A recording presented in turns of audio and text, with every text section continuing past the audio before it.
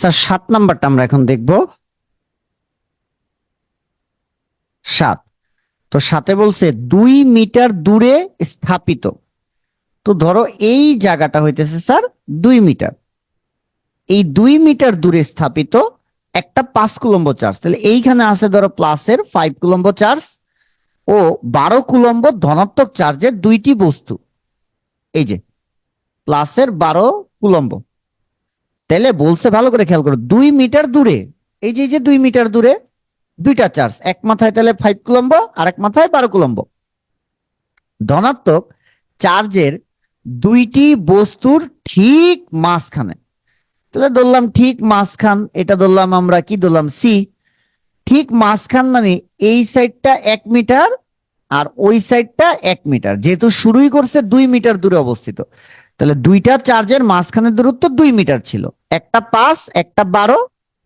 আর বলছে চার্জ দুটির বস্তুর ঠিক মাঝখানে। ঠিক মাঝখানে মানে এদিক থেকে 1 মিটার এদিক থেকে 1 মিটার। এখানে একটা 1 কুলম্ব চার্জ রাখছে।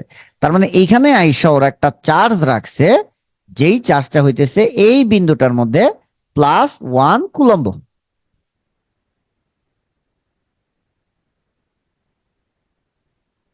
আচ্ছা, +1 কুলম্ব। +1 কুলম্ব একটা ধনাত্মক চার্জ রাখছে।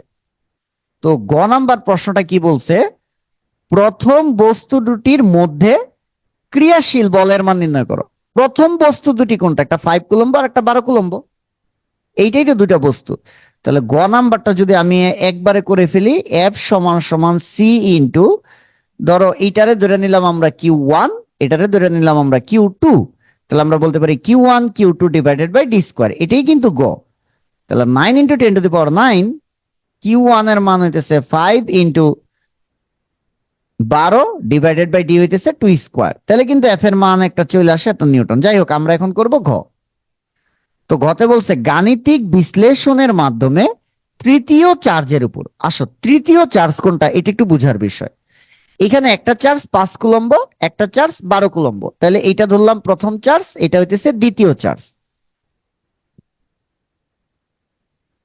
তো ওরা বলতেছে ধনাত্মক চার্জের দুইটি বস্তুর ঠিক মাঝখানে একটি 1 কুলম্ব ধনাত্মক চার্জ রাখা হলো। তার মানে এইবার এই যে তৃতীয় চার্জ, সেটা আর কিছুই না, এইটাই হইতেছে স্যার সেই তৃতীয় চার্জ, যেটা কিনা কোন বিন্দুতে, সি বিন্দুতে। কয় কুলম্ব চার্জ, 1 কুলম্ব চার্জ। তাহলে তৃতীয় চার্জের উপর ক্রিয়াশীল বলের মান নির্ণয় করো। তাহলে ওই যে একই কথা, সি বিন্দুতে যে 1 কুলম্ব চার্জ রাখছো, এর উপর কে বল দিবে, ওই যে 5 কুলম্ব চার্জ, এটা প্লাস, ওরে ধাক্কা দিবে ডান দিকে। আর এই 12 কুলম্ব চার্জ ওরে ধাক্কা দিবে কোন দিকে, বাম দিকে।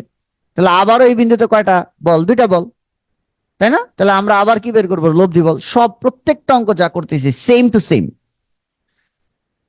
আচ্ছা, তাহলে আমরা কি করব, আমরা লিখবো 5 কুলম্ব চার্জের জন্য, সি বিন্দুতে কি লিখবো, এখানে চাইছে বল, তাহলে সি বিন্দুতে ক্রিয়াশীল বল। বল কত, E1।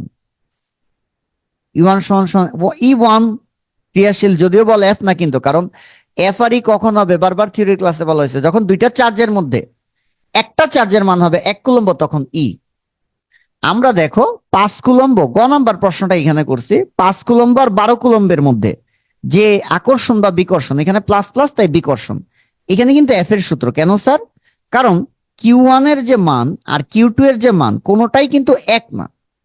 আবার বলতেছি, কোনোটাই কিন্তু ভ্যালু এক না। কিন্তু দেখো এইখানে 5 কুলম্ব চার্জের সাথে এই যে তৃতীয় চার্জটা কিন্তু 1 কুলম্ব চার্জ। কয় কুলম্ব, 1 কুলম্ব। যেহেতু 1 কুলম্ব চার্জের সাথে 5 কুলম্ব চার্জের একটা ধাক্কা, তাহলে দুইটা চার্জ 5 কুলম্ব আর 1 কুলম্বের মধ্যে একটা তো 1 কুলম্ব। এই কারণে ই এর সূত্র C into Q1 divided by D1 square.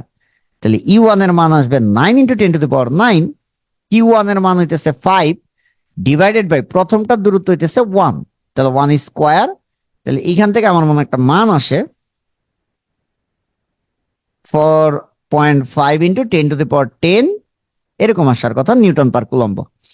আচ্ছা, তাহলে এই যে সি বিন্দুতে এখানে তো কিউ টু এর জন্য একটা প্রাবল্য আছে, তাই না? তাহলে আবার ই টু সমান সমান C into Q two divided by D two square. তাহলে এইটাকে আমরা ধরে নিই, এই যে লিখছি তো উপরে কিউ ওয়ান আর এটা কিউ টু। তাহলে ই টু সমান সমান 9 × 10⁻৯। এবার কিউ টু এর মান কত ধরবো? 12। আর ডি টু এর মান এই দিক থেকেও কত? এই দিক থেকেও 1, তাহলে 1²। তাহলে এইখান থেকে ই টু এর একটা মান আসবে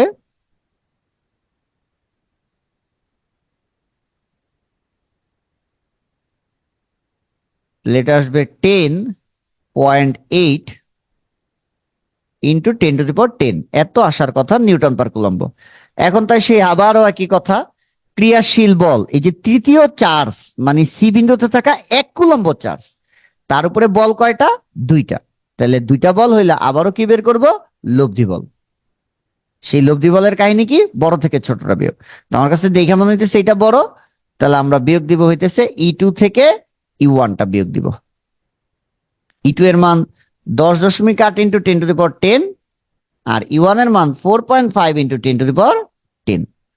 এইখানে যে মানটা এটা ধনাত্মক একটা মান আসে নিউটন পার কুলম্ব, আর ধনাত্মক ধরছি আমরা ই টুটা। ই টুটা কোন চার্জ? ই টুটা কোন চার্জ? ই টু। ই টুটা হইতেছে 12 কুলম্ব চার্জ।